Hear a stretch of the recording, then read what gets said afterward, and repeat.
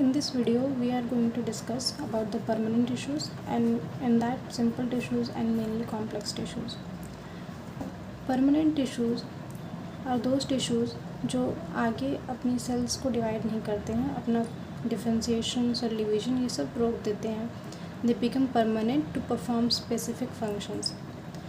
The cells of permanent tissues do not generally divide further. वो आगे divide नहीं करते हैं. Permanent tissues having all cells in similar in structure and function are called simple tissues. Permanent tissues having many different type of cells are called complex tissues. मतलब वो permanent tissues जिनके सारे sales और सारे sales के function एक जैसे हों उन्हें सिंपल टिश्यूज़ में इंक्लूड करते हैं, और वो परमानेंट टिश्यूज़ जिनके काफ़ी डिफरेंट सेल्स हो सकते हैं, काफ़ी डिफरेंट उनके फंक्शंस हो सकते हैं, उन्हें हम लोग कॉम्प्लेक्स टिश्यू में इंक्लूड करते हैं. ओके, सिंपल टिश्यूज़ में we mainly study about parenchyma, collenchyma and sclerenchyma. Simple tissues की बात यह है कि ये सिर्फ वन टाइप ऑफ सेल से बने होंगे, इसीलिए इनका नाम भी सिंपल टिश्यूज़ रखा गया है. ठीक है, पैरेन्काइमा. सबसे पहले हम यहाँ पे पैरेन्काइमा का स्ट्रक्चर देख लेते हैं. पैरेन्काइमा के स्ट्रक्चर से ही काफ़ी पॉइंट्स अभी हम कुछ देर में क्लियर कर लेंगे. सबसे पहले पैरेन्काइमा की बात करें तो इसको ऐसे याद रखना कि सिंपल टिश्यूज़ में सबसे पहला हम यही याद कर रहे हैं, तो कुछ तो इम्पॉर्टेंट होगा इसमें. ऑफ कोर्स इम्पॉर्टेंट ये है कि किसी भी प्लांट की बॉडी में सबसे ज़्यादा जो मेजर पार्ट कवर करता है वो होता है parenchyma. Parenchyma forms the major component within the organs, यानी प्लांट के ऑर्गन्स में पैरेन्काइमा सबसे मेजरली फाउंड पाया जाता है. The cells of parenchyma are generally isodiametric. मतलब पैरेन्काइमा की जो सेल्स होती हैं वो सारी लगभग एक जैसी होती हैं. आइसो मतलब सेम होता है एंड डायमेट्रिक मतलब उसका डायमीटर. तो जैसी भी सेल होगी, चाहे वो स्फेरिकल हो, ओवल हो, राउंड, पॉलीगोनल या इवन इलोंगेटेड इन शेप हो, अगर एक सेल ऐसा है तो बाकी सेल्स भी वैसी ही होंगी, इसीलिए उनको आइसोडायमेट्रिक बोला जाता है. और इनकी जो सेल्स होती है वो काफ़ी थिन और सेल्यूलोज की बनी होती है, बहुत पतली होती है. दूसरी बात, दे मे आइदर बी क्लोजली पैक्ड और have small intercellular spaces.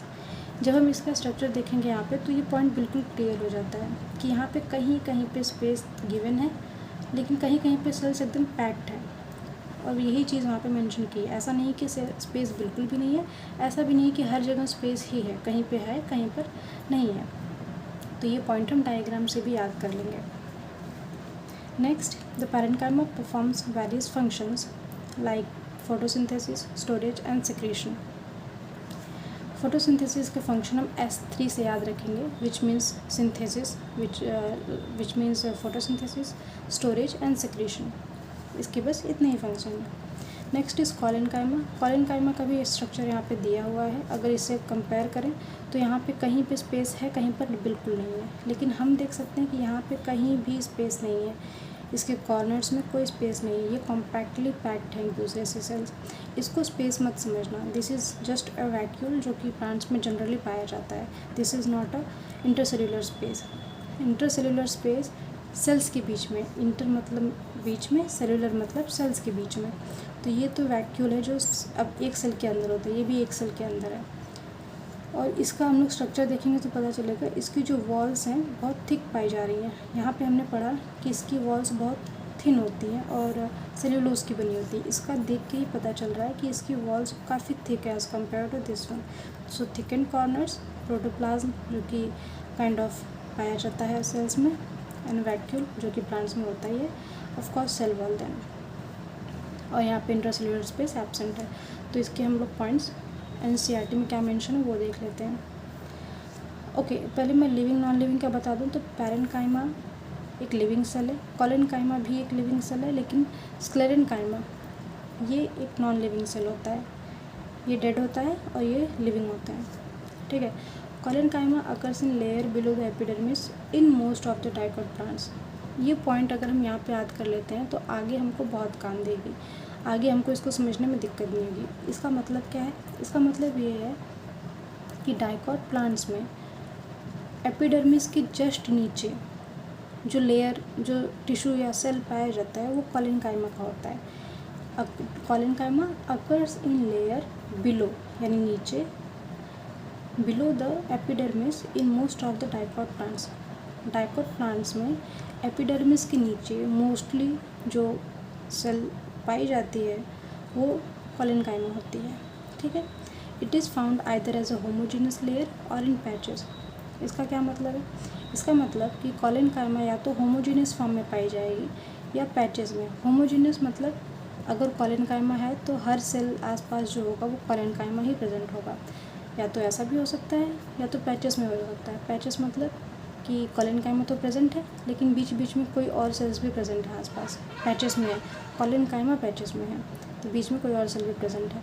Homogeneous मतलब कि जहाँ कोलेनकाइमा है वहाँ पे सिर्फ कोलेनकाइमा प्रेजेंट है, कोई और दूसरा सेल उसके बीच में नहीं है।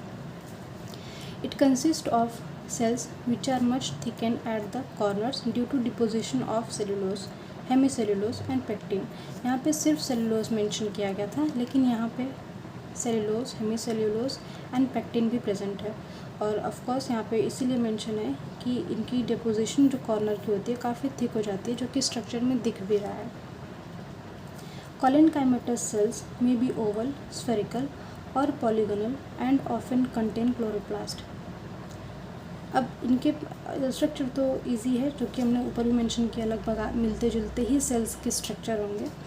और इनके पास जो क्लोरोप्लास्ट होता है ये प्रेजेंट होता है, तो ये कभी कभार फोटोसिंथेसिस भी करवा सकते हैं। These cells assimilate food when they contain chloroplast. मतलब अब इनके पास क्लोरोप्लास्ट है तो ये ज़रूरत पड़ने पर फूड भी बना सकते हैं।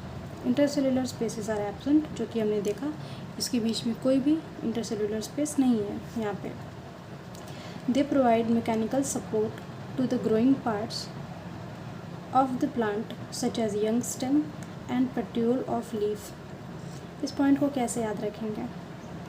कोलेनकाइमा जो है हमने पढ़ा डाइकोट के जस्ट नीचे होगा। दूसरी बात हमने पढ़ा कि ये इसका जो कॉर्नर है ये काफ़ी थिक है इसकी डिपोजिशन की वजह से। अब ये थिक है तो किसी वजह से ही थिक होगा। हाँ, वो वजह ये है कि ये सपोर्ट प्रोवाइड करेगा, मैकेनिकल सपोर्ट, यानी कि जब कोई यंग स्टेम है उसको खड़ा रहने में दिक्कत ना हो, इसीलिए उसको ये सपोर्ट प्रोवाइड करेगा। पेट्यूल ऑफ लीफ भी काफ़ी पतला सा होता है, अगर हवा बहुत तेज़ बही और ये कमज़ोर रहा तो ये पेट्यूल लीफ का जो है वो टूट जाएगा और पत्ती नीचे गिर जाएगी। ऐसा ना हो इसलिए कोलेनकाइमा प्रेजेंट होता है। इसका काम होता है सपोर्ट प्रोवाइड करना है, ये इसका फंक्शन भी कह सकते हैं कोलेनकाइमा का। Okay, next is sclerenchyma. Sclerenchyma हमने पढ़ा, मैंने बताया था कि ये एक डेड सेल होता है, मतलब लिविंग नहीं होता है।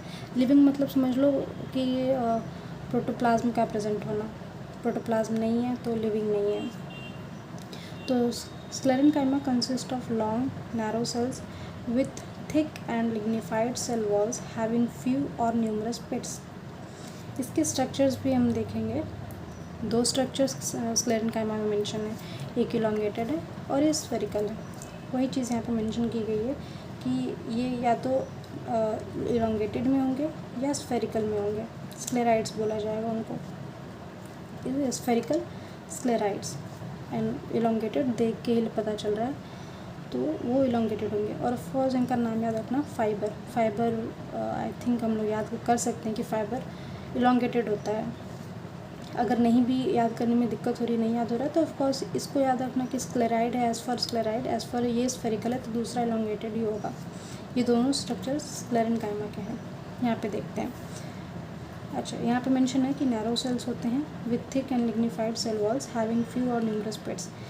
अब जैसे जैसे हम नीचे आ रहे हैं सेल्स जो है कॉर्नर में थिक तो होती ही जा रही हैं, ये बात याद रखें। जैसे जैसे हम आगे बढ़ेंगे कोई स्पेसिफिक पार्ट या तो कॉम्प्लेक्स हो रहा होगा, यहाँ पे थिन था, यहाँ पे मोटा था, यहाँ पे और मोटा हो गया, ऐसी पॉइंट्स आती हैं। जनरली ऐसे ही मेंशन रहते हैं बुक में।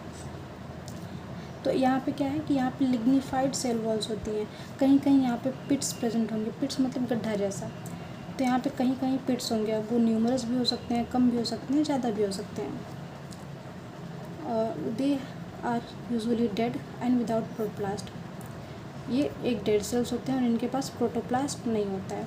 On the basis of variation in form, structure, origin and development, sclerenchyma में भी आइदर फाइब्रस और स्क्लेराइड्स। जब क्वेश्चन पूछेगा कि स्क्लेरेनकाइमा को फाइबर एंड स्क्लेराइड में किस बेसिस पे डिफ्रेंशिएट किया गया है, तो ये इंपॉर्टेंट क्वेश्चन बन जाएगा, किस बेसिस पे? स्ट्रक्चर की बेसिस पे, इसका स्ट्रक्चर ऐसा है, इसका स्फेरिकल है। ओरिजिन की बेसिस पे, डेवलपमेंट कैसे हो रहा है उसके बेसिस पे, इन सब की बेसिस पे स्क्लेरेंकाइमा को डिवाइड किया गया है। फाइबर की बात करें, so the fibre are thick walled, elongated and pointed cells generally occurring in groups in various parts of the plant. तो काफ़ी रिलेटेबल पॉइंट्स लग रही हैं। फाइबर कैसा है? थिक वॉल्ड है। अब हम पढ़ रहे हैं, हमें पता तो है ही कि नीचे आते थे थिक रहेगा ही। इलोंगेटेड है, स्ट्रक्चर से ही प्रेजेंट पता चल रहा है। और पॉइंटेड है, ऑफ कोर्स ये देखो जहाँ पे इलोंगेटेड है कॉर्नर कॉर्नर पे ये पॉइंटेड होगा, नुकीला। Generally occur in groups in various, ये क्या है? ग्रुप्स में पाया जाता है। स्क्लेराइड्स आर स्फेरिकल, ओवल और सिलेंड्रिकल। ये सारे नाम जो हैं एक जैसे हैं। स्फेरिकल मतलब भी ऐसा स्ट्रक्चर होता है, ओवल मतलब भी कुछ ऐसा होता है। सिलेंड्रिकल को थोड़ा रिलेट कर लेना है, सिलेंड्रिकल भी ऐसे ही कुछ बनता है। अगर सिलेंडर हम बनाए तो ऑफकोर्स ये वाला कंसिडर कर सकते हैं यहाँ पे, ठीक है। इतना डिफ़िकल्ट इसको नहीं बनाएंगे। स्क्लेराइड्स का हमने देख लिया, स्फेरिकल हो सकता है, सिलेंड्रिकल हो सकता है, और of course highly thicken dead cells with narrow cavity lumen. ठीक है, हमने तो देखा ही कि नीचे जैसे जैसे आएंगे इसकी सेल वॉल जो है वो थिक होती चलेगी। और डेड सेल है, ये मैंने यहाँ पे बता ही दिया कि ये डेड सेल्स होती हैं। अभी मैं इसके बेसिक फंक्शंस देखेंगे और ये कहाँ पाए जाते हैं। तो हमने पढ़ा था कोलेनकाइमा जो है वो कहाँ पाया जाता है, वो उसका क्या काम होता है? उसका काम होता है मैकेनिकल सपोर्ट प्रोवाइड करना। वो क्यों? क्योंकि वो मोटा था तो इसलिए वो सपोर्ट प्रोवाइड कर सकता है। ये भी मोटा था स्क्लेरेंकाइमा, नीचे आते आते ये और मोटा हो गया, तो इसका भी काम ऐसा ही होगा। Sclerenchyma provide mechanical support to the organs. ये ऑर्गन्स याद रखना, काम इसका भी वही है, मैकेनिकल सपोर्ट प्रोवाइड करना। ऑफकोर्स थिक है तो सपोर्ट प्रोवाइड करेगा ही। और ये कहाँ पाया जाता है? These are commonly found in walls of nuts, pulp of fruit like guava, pear, sapota, seed coat of legumes and leaves of tea. यहाँ पे पल्प ऑफ फ्रूट मतलब वो ऐसे, ये यहाँ पे ऐसे फ्रूट्स मेंशन किया गया, ऐसे चीज़ें जैसे जिसमें हम लोग खा सकते हैं। गवावा जब हम लोग खा सकते हैं तो उसका एक गुड अमाउंट हमारे बाइट में आता है, ठीक है। बाकी सीड कोट ऑफ लेग्यूम्स मतलब जैसे कि पी हो गया, लीव्स ऑफ टी हो गया, इनके जो सीड कोट्स में पाया जाता है, ये यहाँ पे स्क्लेरेंकाइमा या फाइबर्स, स्क्लेरेंकाइमा के फाइबर्स या फिर स्क्लेराइड्स पाए जाएंगे, ठीक है। नेक्स्ट हम कॉम्प्लेक्स टिश्यूज़ के बारे में देखेंगे, वो मैं नेक्स्ट वीडियो में कवर कर दूँगी, क्योंकि कॉम्प्लेक्स टिश्यू में काफ़ी मेजर पॉइंट्स हैं, काफ़ी लेंदी हो जाएगा। ओके।